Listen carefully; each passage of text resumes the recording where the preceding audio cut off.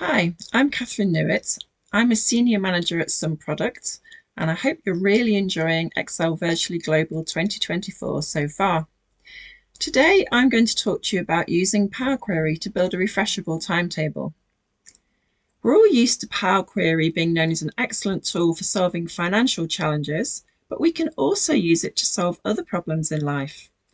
Like many parents, motivating my kids to revise for important exams can be frustrating. If only they spent as much time revising as they did on concocting excuses. The first excuse I normally get is, oh, I need to make a timetable before I start. Now, I spent many hours during COVID producing various timetables for my kids. So this time I've decided I need a printable solution that will be flexible enough to cope with all my children's different subjects and also different priorities. There's no point revising geography once the exam's been and gone. So what I need is a refreshable solution to a simple manual task. Of course I turn to Power Query. To give you some idea of what we're aiming at, let's have a look at one I made earlier. So here we have an example of a timetable that's been created. We can see that on the left we've got the time slots, we've got the days of the week. The grey area is the one we haven't got any revision going on. So this is from a time when my daughter was in school, so she couldn't revise while she was in school.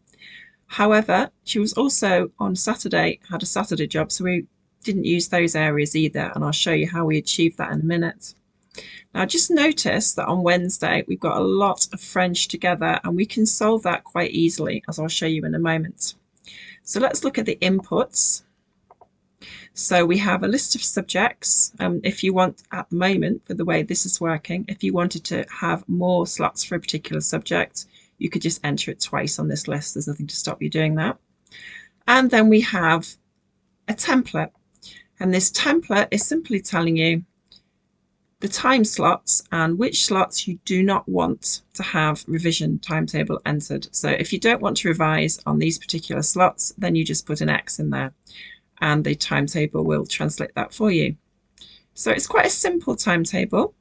So let's see what happens when I decide that I don't want to have 3 French timetable sessions in a row. If I just go to data and then refresh all, you'll see the timetable has been regenerated, and now on Wednesday we've got business, physics and ICT.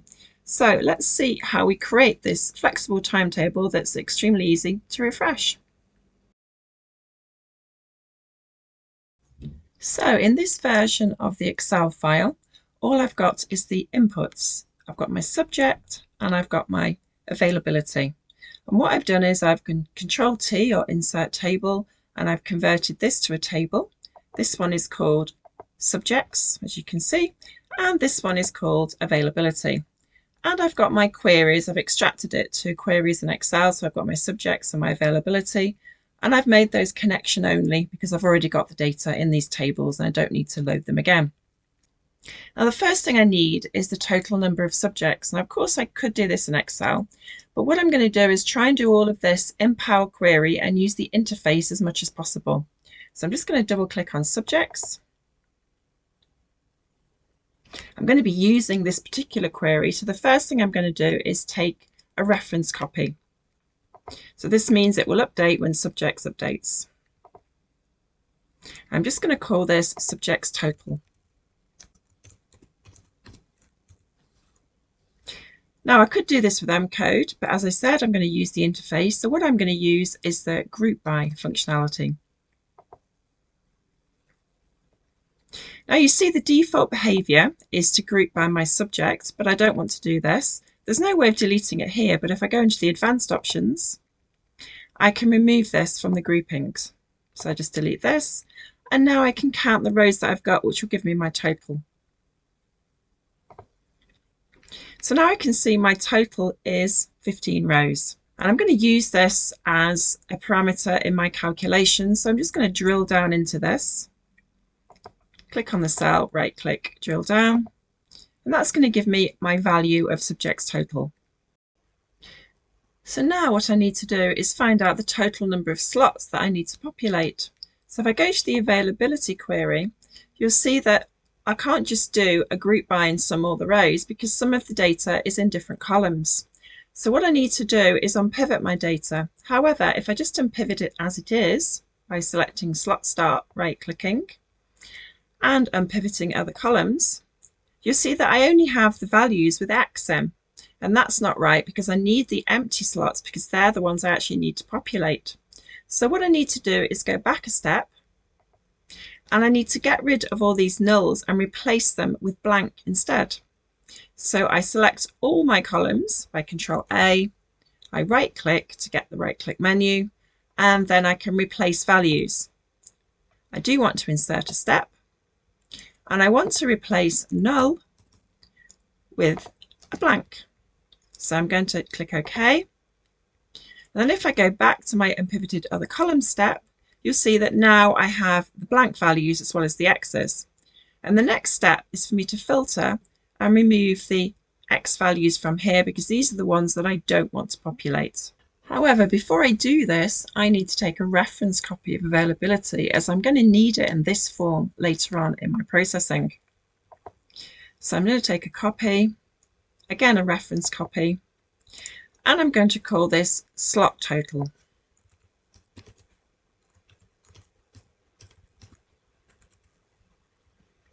And now I can filter the values. Remove the X's. And I've got all my blanks. So these are all the slots I'm going to need to populate. So let's group by like we did before. We've got the value, go into advanced, remove this. And now we can count the rows. And as before, I'm going to drill down into here. And that gives me the figure 51. Now the next step is I'm going to do a calculation. Now of course I would have done this in Excel, but this is a Power Query demonstration. So let's create a blank query in Power Query to do the calculation. So what I'm going to do is right click in the Queries tab, New Query, Other Sources, Blank Query. So I've got a nice new blank query. I'm just going to do a simple calculation in here. What I want to do is I want to have my slots total divided by my subjects. So although I am doing a little bit of M here, the IntelliSense is going to help me. So I'm going to type in slot total, and you see immediately it comes up to help me. And I'm going to divide that by subjects total. She's got ahead of me, but don't worry about that. That's because I haven't finished the calculation yet. So let's write subject total. And here we have subject total, and notice we've got the hash because it's a name with a space in it. So I've got slot total divided by subject total, and I can press OK. And now I've got my answer, which is 3.4. But of course, that's not an awful lot of use to me because I'm not going to be using parts of a slot. So what I want to do is transform this and just round it to the nearest slot. I'm going to round it up. So I've got 3.4, but I need to round this up. So you can see in my number tools, I've got the transform tab, and I've got rounding here, and I want to round it up to the nearest whole slot. So I'll just do round up, and that's rounded it up to 4 slots. So now I've got my number here, which will be the maximum slots per subject. Let's give it a nice sensible title, which will be max slots. That should make sense. So we know what that is now. Now what I want to do is randomize a list of subjects so that I can put them in a random order.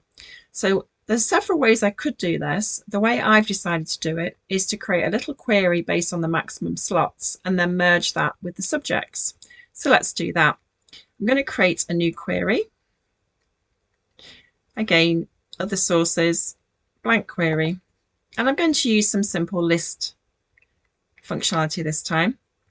So I'm going to open some curly brackets. I'm going to start from 1, and I'm going to take it as far as max slots, which I can find with the IntelliSense. So I'm going to accept that, and you can see I've got my little table, except at the moment it's a list, not a table. So the next thing I'm going to do using the list tools is just convert this to a table so that I can merge it with subjects. So we do to table. Don't need to worry about the defaults here. And now I can give this a name. So I can call this random subject.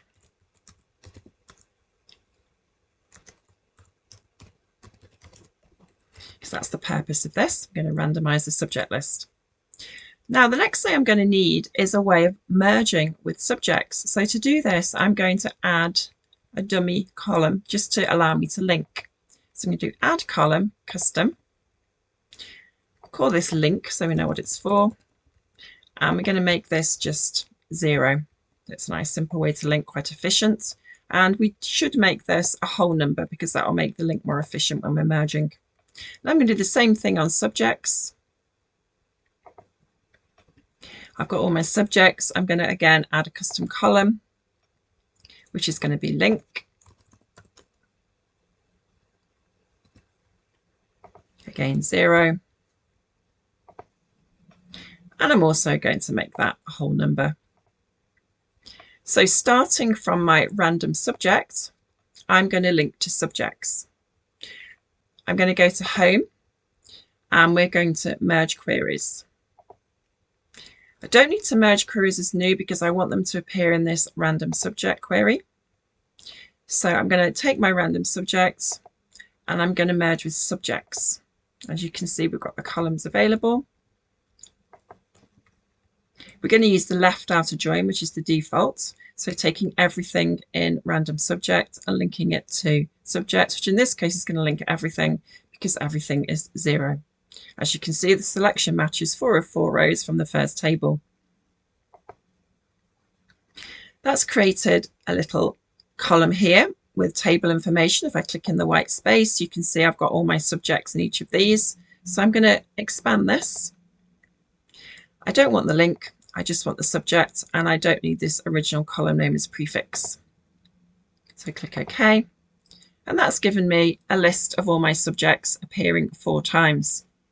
I don't need the link column anymore, so I can delete this. It's okay to just delete one column in this case because I created it.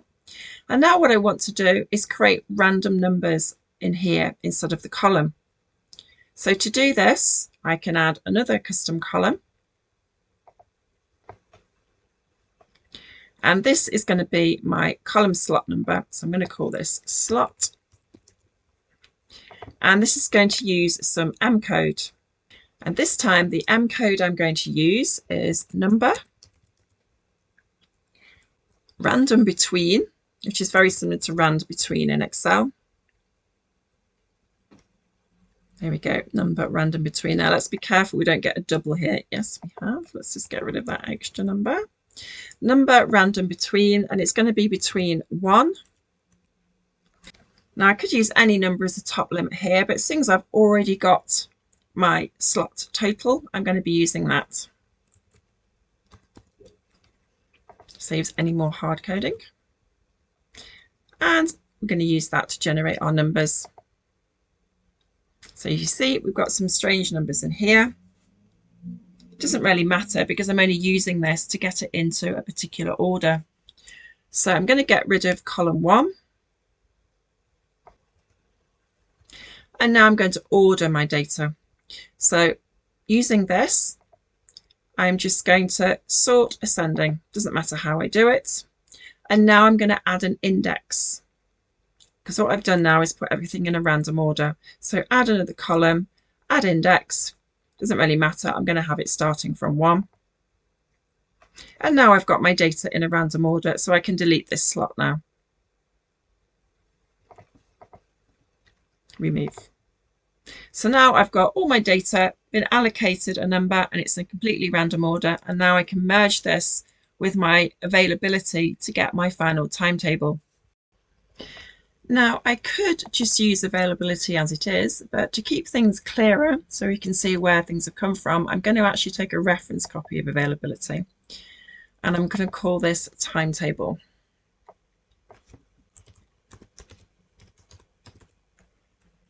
Now what I'm going to be doing is allocating items to these slots and then putting it all back together.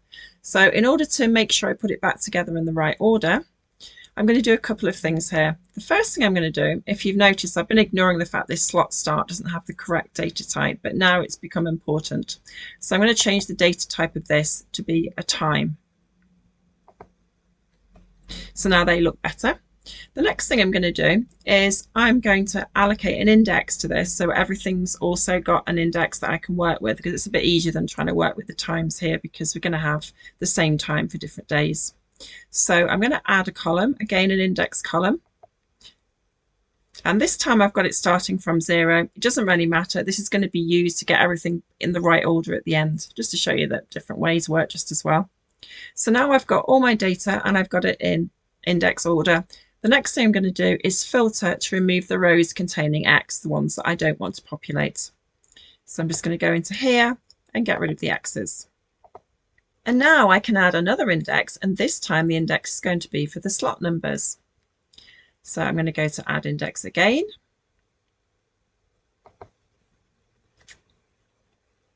This time I'm going to start from 1. This time the index does need to start from 1 because I'm going to be using this to link to the data that I created in my random subject. And that also starts from 1. So let's go back to timetable. I'm going to show a couple of different methods of actually combining the data. Firstly though, I should probably explain what it is I'm trying to achieve here. As you can see, we've reached this point where we've got all our values that are blank and they've all been given an index. However, we're going to need to add back in all those values that were X, because we want to have a complete timetable ready to print out. So in order to bring those back, there's 2 methods of doing it. One is I could go and append the data back on. And if we look at the Home tab, we can see that appending means you just add data on the bottom. That would also mean that if I was going to append data, I'd have to get it from earlier in this query. And that means that I'd be bringing these blank values back in again as well. So we'll be able to append, but then we'd need to sort our data and get rid of the excess. Another way is to get the X values back by merging our data. And merging, instead of appending on the bottom, that creates extra columns. So to make some of this process easier, I'm going to make it easier to identify what we're dealing with. So the first thing I'm going to do is I'm going to go back to the added index step. Now, when we added our index, we didn't give it a special name, so let's do that now. So I'm just going to double click in here. I'm going to call this full index because this is the index for the entire timetable. So that's been given the name full index. I'm okay with inserting a step. I'm not going to cause any problems. And now I'm going to rename this step full index data.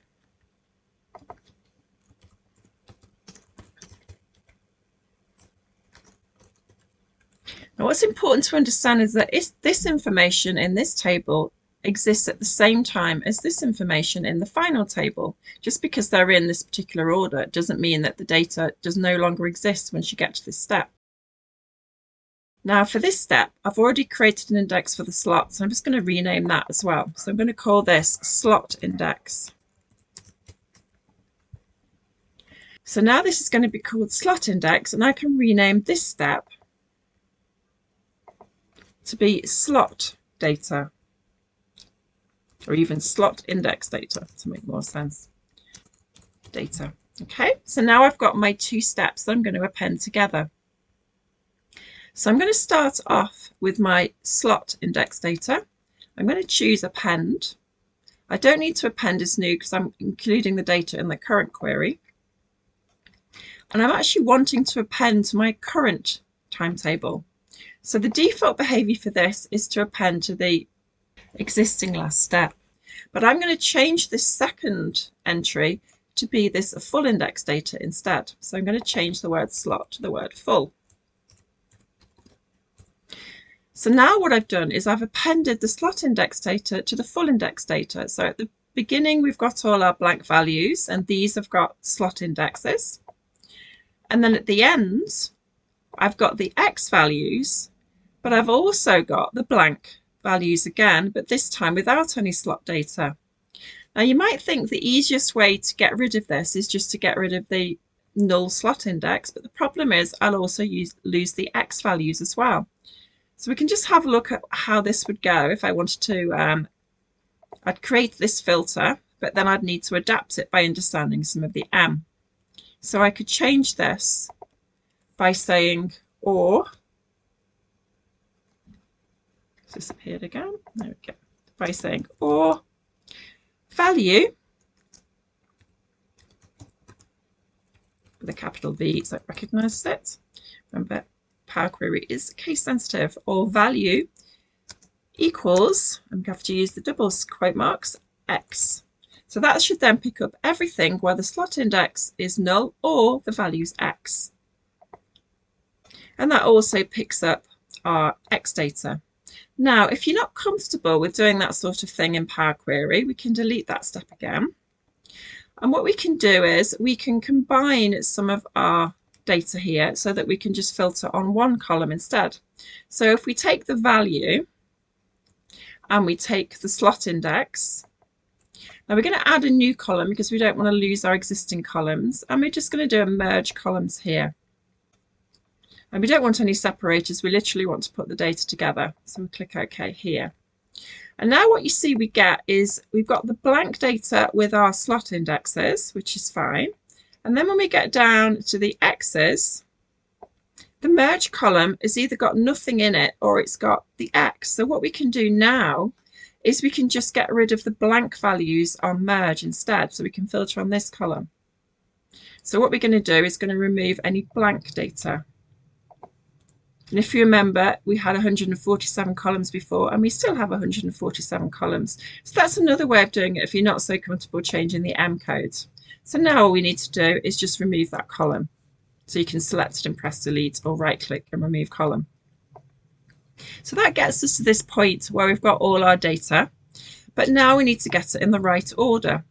And the way we can do that is we can take our full index and we can sort on that instead. That was the whole purpose of creating this. So we sort ascending. And now you see we're getting something that looks a bit more like a timetable. So before I continue and merge in my random subject data, I did say that there were two methods of getting all the data together for the timetable. I've shown the append method, so let's show the merge method too. So since this is only to show the merging, I'm just going to take a duplicate copy of the timetable and adjust some of the steps. So I'm going to rename this timetable merge method.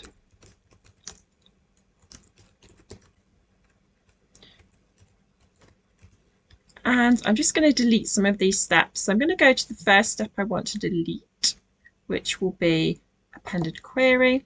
And I'm going to choose to delete until end.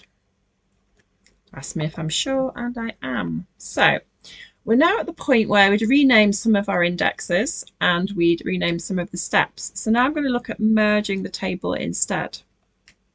Pause. So this time, instead of appending my query with itself, I'm actually going to merge it with itself. So I'm going to go to the Home tab and go to Merge Queries. And as I did for the append, I only need to merge within this same query. I don't need to create a new one. So I'm going to choose Merge Queries. And I'm going to merge with the same query again. So am I going to merge with timetable merge method? And to get the M code, I'm going to continue with this. And what I'm going to do is I'm going to merge on everything except for slot index.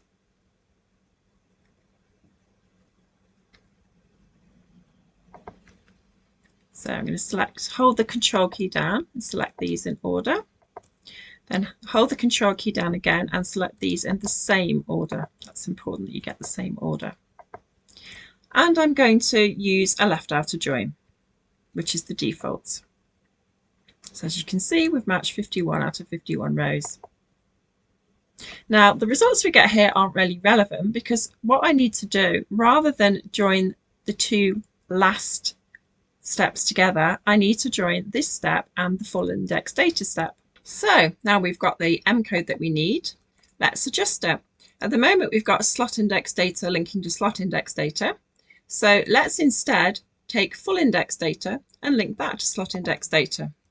Now we know that we're going to need 147 rows if this works, so let's see what happens.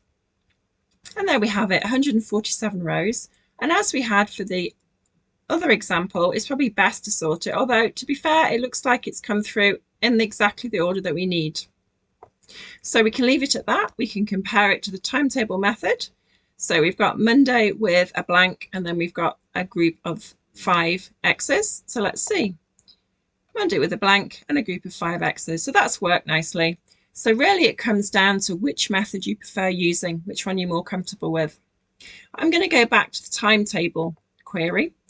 And now I'm going to merge with the random subject data so that we can actually start to populate our slots. So now to complete my timetable, I'm going to merge with random subject. I'll just shut this down and come out of here. And now I can go to merge queries. Again, I'm going to do merge queries within this query because this is our timetable. So I'm going to select timetable first and then random subject. Now I'm going to link the slot index from my timetable to the index of random subject because we didn't rename it in there. There was only one index in there. And you can see the selection matches 51 of 147 rows from the first table, which is what we'd expect. We only want to see some of the slots being filled. So we're going to see 51 slots being filled. We click OK. And now we can see that we've got our random subject in the extra column at the side here. So if we click in any of these spaces next to the table, we'll see what's available. So some of these have got values in and some of them don't. So let's click one with an X in and see what the value is there. And as expected, we don't get a value when we've got an X there. We wouldn't expect to. So let's expand this table. We don't want the index, we just want the subject. And we're going to click OK. And now you can see the subjects have come in.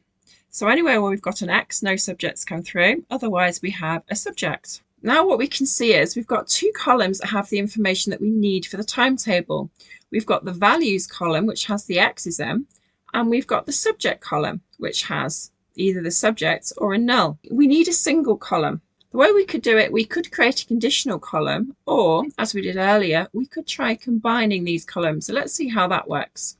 So I'm going to unselect subject first because I want value and I want subject. But this time I only need one column. So I'm going to merge queries not on the add column tab, but on the transform tab. So here we have merge columns. We don't need a separator. We just want to merge our data. So I'm going to click OK here. And now we can see in this column what we've got is we've got either a subject or we've got an X. So this is exactly what we're looking for. Now I can keep the columns that I want. Now, because I've used this to merge, I can now rename this slot. So let's call this slot. And now let's look at what I want to keep. I want to keep the time. I want to keep the attributes, which is the day, and I want to keep the slot. So let's do that. Let's remove other columns. Now, obviously, we don't want to have our days of the week down in a column like this. So the next thing we need to do is we need to pivot the attribute column. So let's select the attribute column, and now we're going to pivot this. So we can see we've got the pivot column option here. We're going to do this, and the values is slot start. Now, that's not what we want. We want to have the dates going across the top. We want to have the time down the side. And what we actually want in here is the slot. So we change to this. We also look at the advanced options because we don't want to count them. We don't want to aggregate. So having selected these options, let's click OK. And this is looking like our proper timetable. So we've got our days across the top, we've got our slot start down the side, and we've got things appearing in the times for each day. So now what remains for us to do is to load this data to our Excel workbook. So let's go to Home and Close and Load. Now, in the first instance, I'm going to close and load too, and that's because I don't want all the things that I've created here to load to the workbook. So this will bring up the dialog, and to begin with, I just want to create the connection. So everything that I've created is now a connection only. So let's go to the timetable query and right click on this, and now I can load it where I want to in the workbook. So I'm going to load to, I want it to load to a table, and I want it to load to a new worksheet so that I'll just be able to print that one sheet. So let's click OK. This has gone to cell A1 of the new worksheet. I'm just going to minimize this slightly so that we can see it all. Slightly more, there we go. And now we can see we've got our slot starts Monday, Tuesday, Wednesday. And if we look at the inputs, we'll see this matches with the things that we left empty. So we left a couple of slots empty on Monday morning, and we can see that they've been filled up with ICT and French. So let's just tidy this up a little bit. We don't really need all the filters here. It doesn't really make any sense on a timetable that we're going to be printing. So let's just select all, and we'll just get rid of the filter button. There we go. So now we've got our timetable. If we want to, we can do some conditional formatting in Excel to turn the X's into shading. But for now, let's just look at what we've got. We've got our inputs. And if we change our inputs, we would hope to see changes when we refresh. So the first thing that we notice, if we don't like the way that these subjects have been organized, since we have a random generator in there, all we need to do is redo it. So we've got two physics together at 5:30 and 6 o'clock on Tuesday. Let's see what happens if we refresh. We can either refresh here or refresh all. Let's refresh here since it's quite close by. And now we see on Tuesday, instead of having two physics together, we've now got ICT and then French. We could also go to the inputs and change some things. If we decided that we don't want 3 lots of French lessons and instead we wanted to have a second geography, so let's just change this to Geography A and Geography B.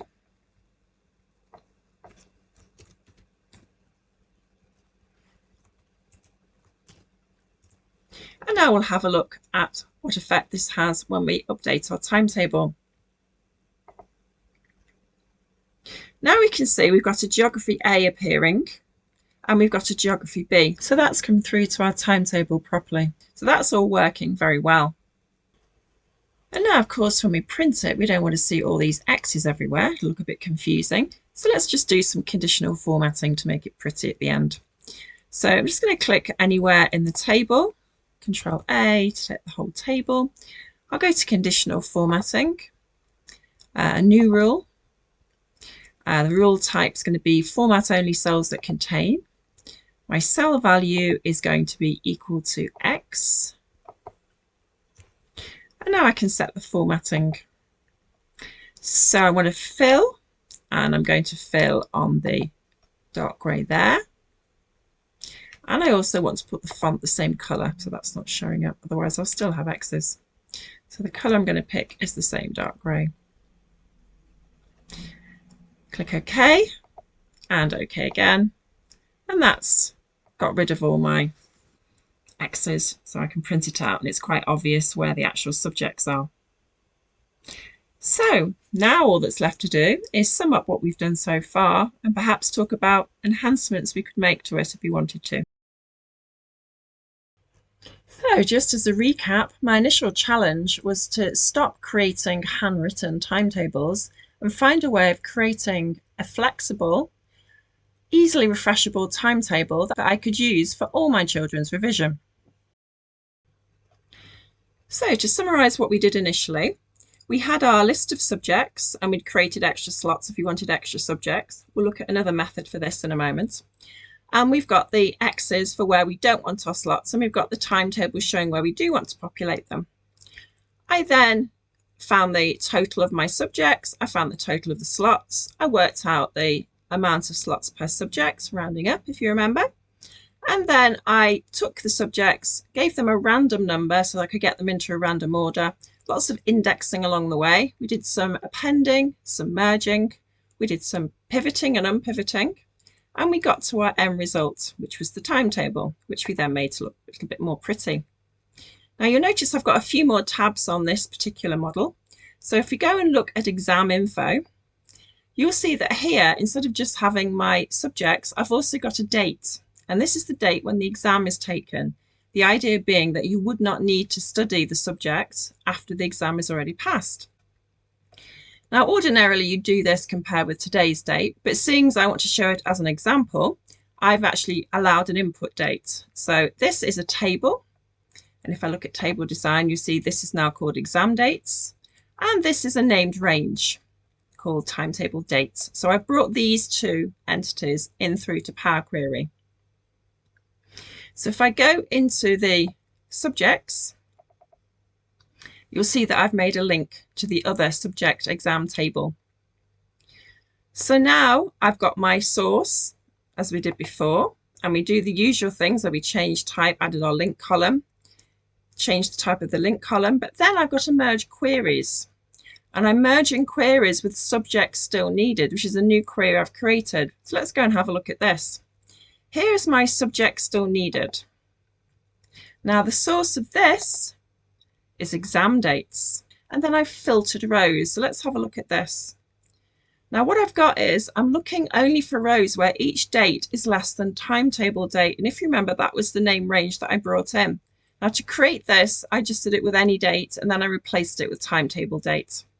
So timetable date is simply the name range. We've changed the type, and then we've drilled down into that value so that we can use it as a parameter.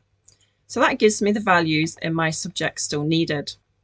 And then I've linked that to subjects, and it's a simple merge with subject still needed. And then I've expanded subject still needed. All I've done is brought out the subject, because all I need to see is if that table exists or not. And then I've filtered to remove those values where the table simply wasn't found. So I've only got the subjects that were needed because we're still not reached the date of the exam. So that's a simple modification. Obviously, I've used values in my Excel workbook as an example to show you, but you could get this information from anywhere. So that was our first example. So if you notice, I've got two groups here now. So what I did then was I took everything in this group and copied it. And the way I did that was, if we go to the queries, to achieve this, what I did was I went to timetable. Here's timetable. And I simply opted to copy. So when I copied, it doesn't just take this particular query, it takes everything this query is dependent on. So when I did this, I created all the queries in other queries. So let's open this. And you'll see I've just left them as version 2 of each one. It copied all of them, and then I kept the ones that I needed. I introduced some new queries. The new queries have come from inputs with importance. And what I've done here is, again, I've got the same subjects, but what I've done is, instead of assuming that we're going to enter extra entries on here, if you want more slots, I've actually given them some importance. So this means that this one will generally get 4 times as many slots as this one. So how did I get this to work? Well, if we take this, which again is a new query, look at the table design, subjects, importance. So if I go and find this in here, subjects, importance, double click, you see that what I've done here is I've brought in my source, changed the type as usual, then I've added a custom column. Now this custom column uses list functionality. So let's have a look at what I've actually entered here using the cog. So what I've done is I've used the list functionality in that I've got my curly brackets, I'm starting from 1 and I'm going as far as importance, which is the value that I've entered. So this will be a list of 1 to 4 if my importance is 4. So let's look at what happens. I've added it, I've got my list, and then I've expanded here. I'll just show you how I did this. If you use the expand icon here, it gives you 2 options. You can either extract the values, or in my case, I want to expand to new rows. So what this has done, it's taken the list, so in this case 4 rows, and I've expanded this to new rows where it'll still have the same subject and importance. So let's look at this. As you can see now, English A has got the same importance, the same subject. So we've got a count that goes up to the importance number that we gave it. Now I've got all the rows that I need. I can just select subject and remove other columns. and then just put my link back in, and it's exactly the same process as before. I had to use a new version of the other queries because this is quite different to the original subjects that I was using on the other version. I've got my other queries and I could put these in a new folder to make that a little bit clearer if I wanted to. So let's just go and have a look. Along with this new inputs with importance, we get a timetable with importance, and in this case we've got a different arrangement of slots for the subjects based on the importance. And I can carry on as I did before, use some conditional formatting, and so on. So I hope you've enjoyed my look around how to create a flexible timetable. We've gone through quite a few different Power Query functions, a little bit of M, but hopefully not too much. We have tried to use the interface as far as possible. So now it remains for me to thank you for listening and to thank all the other presenters that have made this event so interesting. I hope you continue to attend Excel Virtually Global 2024. And here's my evaluation if you'd like to make some comments. They'll be gratefully received, always looking to improve, get plenty of feedback. Also, if you do have any brilliant ideas for how to create these timetables, which are better or different to the way I've created it, do get in touch. I'm always happy to hear new ideas, always happy to get new challenges. And finally, Microsoft are always looking for people to help out developing new products. So if you would like to give your feedback to Microsoft, please do click on the QR code and fill in your details, and maybe Microsoft will get back to you. Thank you.